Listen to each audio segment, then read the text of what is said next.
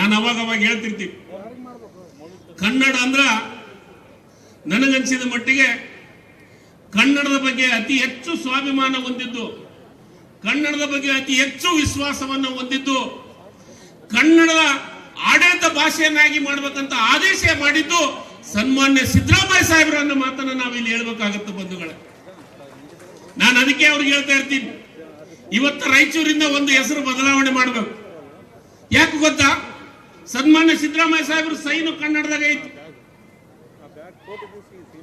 Sign ಕನ್ನಡದೊಳಗೆ ಇದೆ.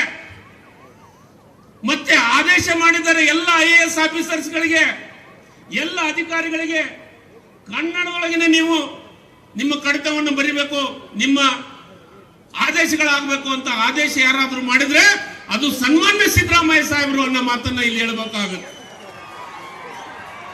ಅದಕ್ಕೆ ರಾಯಚೂರಿನಿಂದ ಒಂದು ಹೊಸ ಹೆಸರು ಇಡಬೇಕು ಸನ್ಮಾನ್ಯ ಸಿದ್ದರಾಮಯ್ಯ ಸಾಹೇಬರಿಗೆ. ಏನಂದ್ರ ಕನ್ನಡ ರಾಮಯ್ಯ ಅಂತಂತಂದು ಅದು ಅರ್ಥ ಇದೆ.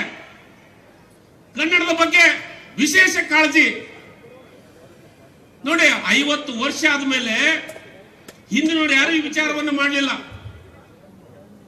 ನನಗೊಂದು ಹೇಳಿದ್ರು, 1 ವರ್ಷದೊಳಗ ಕೊನೆಯ ದಿವಸ ಮುಂದಿನ ನವೆಂಬರ್ 1ನೇ ತಾರೀಕಿಗೆ ಭುವನೇಶ್ವರ ಪ್ರತಿಮೆ ನಿರ್ಮಾಣ ಆಗಬೇಕು, ಅದು ವಿಧಾನಸೌಧದ ಮುಂದೆ ಪ್ರತಿಷ್ಠಾಪನೆ ಆಗಬೇಕನ್ನ ಮಾತನ್ನ ಯಾರು ಮಾಡಿದ್ರು?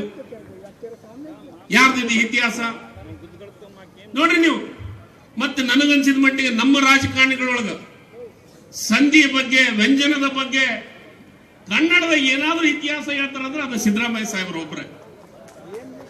ನಾವೆಲ್ಲರೂ ಡಕ್ಕಣಕತ್ತಿದೀವಿ ಹೊತ್ತ ಸಂಧಿ ಬಗ್ಗೆ ಕೇಳೋ ಹೊತ್ನ್ಯಾಗ ವಿಧಾನಸೌಧ ಚರ್ಚೆ ಆಯ್ತು. ಸಂಧಿ ಬಗ್ಗೆ ಮಾತಾಡಕ್ ಚಾಲು ಮಾಡಿದ್ರು. ಯಾರು ಕನ್ನಡದ ಬಗ್ಗೆ ಮಾತಾಡ್ತಾ ಅವ್ರಿಗೆಲ್ಲರಿಗೂ ಕ್ವಶನ್ ಕೇಳಿದ್ರೆ ಎಲ್ಲರೂ ಸೈಡ್ಗೆ ಹೋಗಕತ್ತಿದ್ವಿ. ಅದಕ್ಕೆ ಹೇಳೋದು ಸಿದ್ದರಾಮಯ್ಯ ಸಾಹೇಬರಿಗೆ ಕನ್ನಡ ರಾಮಯ್ಯ ಅಂತ ಹೆಸರಿಡಬೇಕು ಅಂತ.